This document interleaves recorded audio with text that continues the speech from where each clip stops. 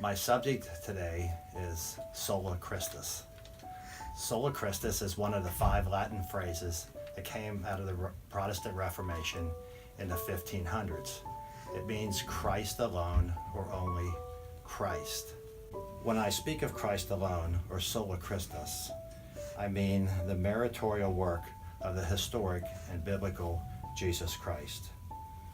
His sinless life, his substitutionary death, his resurrection to heaven is sufficient for our justification and our reconciliation to the Father.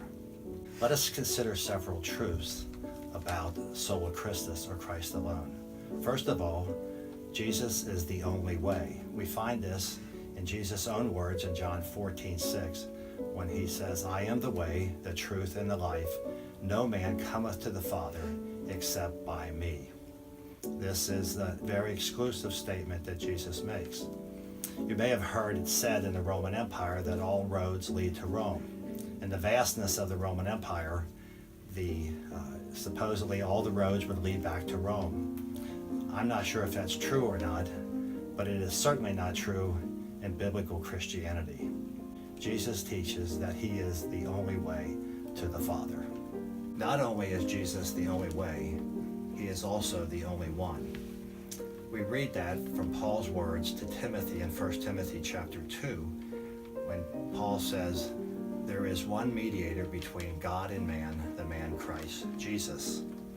Now, to be a mediator means to go between or to intervene between two parties. And that is exactly what we have in Jesus Christ. Jesus Christ is our mediator between God and man. His righteous life, his atoning death, his sacrifice for sin, his resurrection to the Father are sufficient for our salvation. Christ stands between sinful man and a holy God as our mediator.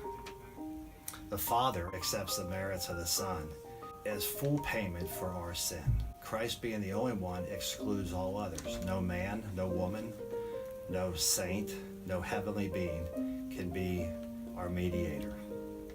Paul puts it this way in 2 Corinthians 5:21. He says, "He made him," speaking of Christ, "who knew no sin, to be sin for us, that we might become the righteousness of God in him." We see this great double imputation here, as it were. When God takes the righteousness of Christ and credits it to our account, and he takes our sin and he credits it to Christ's account, his wrath is fully satisfied and we are declared just. This is where we see Christ as our mediator. He is also the only way to salvation, or the only gospel to be preached for salvation. Paul is very clear in Galatians 1 that there are not many gospels, but only one gospel. In fact, he says that another gospel is to be anathema or accursed. When it comes to the saving of sinners, Christ alone is all that is necessary.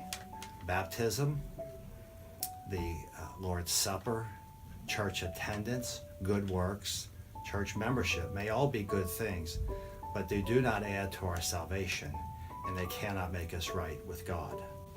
Paul says in Galatians 2:21, "I would not frustrate the grace of God, but if righteousness comes by the law, then Christ died in vain." If there's anything that we can do to add to our salvation or to make us righteous or to gain favor with God, Paul says Christ died in vain, or his death was useless. And that's certainly not what the scriptures teach, but the wrath of God was satisfied by the life of Christ. The call of the gospel is for sinners to come to Christ. Come while you are living. There is no hope for salvation after your death. Come as you are. Come as a sinner, broken and needy. Come as a beggar. Come trusting in the righteousness of Christ alone, and he will save you. The Apostle Peter says in Acts chapter 4 that there is no other name under heaven given amongst men whereby we must be saved.